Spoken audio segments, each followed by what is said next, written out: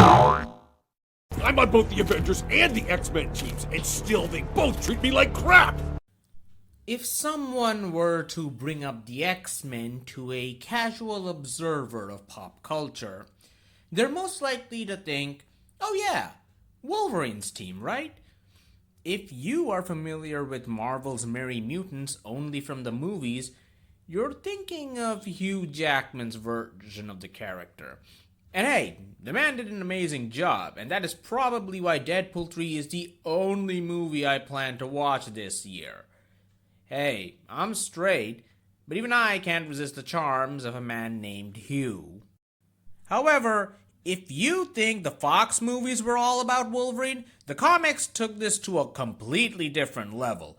Over the years, Wolverine became so popular that he could challenge Spidey for the title of the Face of Marvel.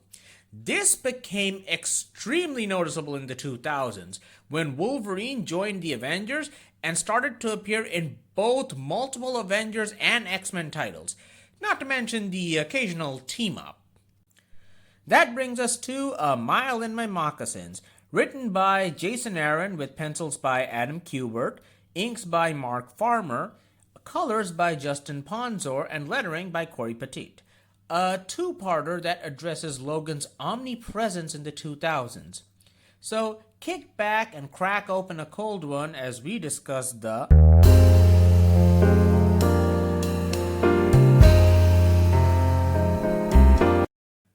Sunday, Logan fights the Juggernaut. Monday, Logan fights the Serpent Society with the New Avengers. Tuesday, Logan teams up with the Punisher and Ghost Rider to fight the Black Talon and his zombies. Wednesday, Logan fights the Purifiers with X-Force. Thursday, Logan fights Mystique with Cyclops. Friday, Logan teams up with Spider-Man to fight a Hydra cell. Saturday, Logan drinks. Sunday, Logan fights bank robbers with Iceman. Tuesday, Logan fights Cyber. Thursday, Logan teams up with Deadpool to fight MODOK. Saturday, Logan drinks. Sunday, Logan fights a troll with Thor. Monday, Logan fights Red Hulk. Wednesday, Logan plays poker with some heroes. Saturday, Logan drinks. And here's the announcement of Norman Osborn's Avengers, which includes his son Daken as Wolverine. Also Saturday, Logan takes out his anger on some poor Hellfire guards. Sunday, Logan tries to decompress at a Japanese dry garden. Monday, Logan gets shot at. Tuesday, Logan gets stabbed with a sword. Wednesday, Logan gets caught in an explosion. Thursday, Logan gets hit in the head by the Absorbing Man. Friday, Logan gets hit by an energy blast. Saturday, Logan gets electrocuted by a set of jumper cables hooked to his nipples. Sunday. Listen, Logan, I'm no expert or anything, but I think this might be what a nervous breakdown looks like. That's it, isn't it? That's the quiet part of Wolverine's actions screamed out loud in this story. What makes it even more striking is that it comes from Yukio, someone known for being carefree to an almost dangerous extent. Jason Aaron does a good job of contextualizing Wolverine's multiple cameos in the Marvel Universe so that it flips the reader's perspective. Logan's not doing this because he has to. He's doing this because he needs to. However, it appears that Logan chooses to stay in denial.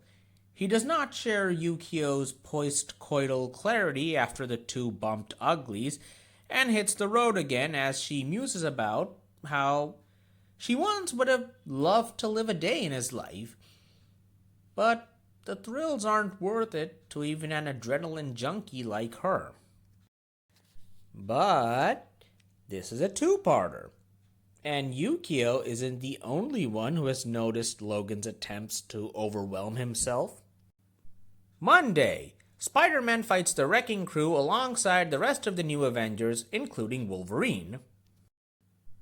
Tuesday, Peter Parker watches Logan and Cyclops fight Mystique on TV.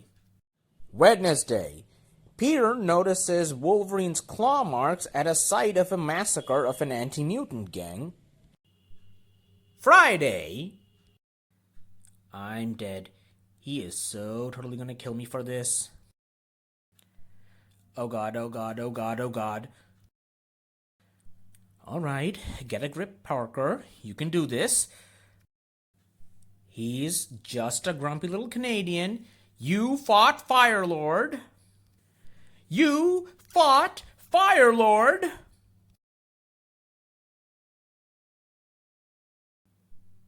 That's it. I'm dead.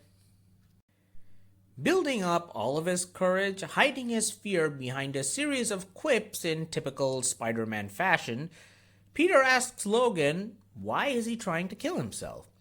Logan isn't in the mood for a debate and eventually pops the claws.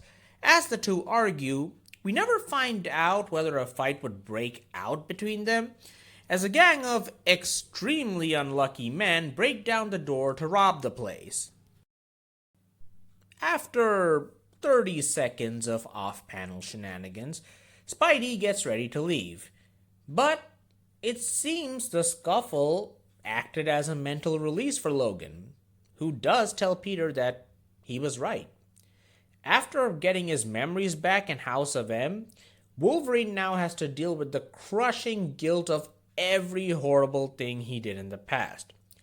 Being alone with his thoughts becomes unbearable for him. The worst part was finding out that he had a son who has grown up as a twisted copy of himself. Or, as Logan fears, an indistinguishable copy. That's why he works with as many heroes and super teams as he can, not only to drown out the thoughts, but as a form of penance. He feels that he'll never be able to redeem himself, but a man's gotta try, right? After a pause, Spidey asks him if they just want to hang out and reminisce about the good old days. Although I'm not sure that Secret Wars 2 counts as good memories for anyone, Pete. We never find out if Logan would have accepted, as he gets a call and has to go, thanking Spidey for taking the time.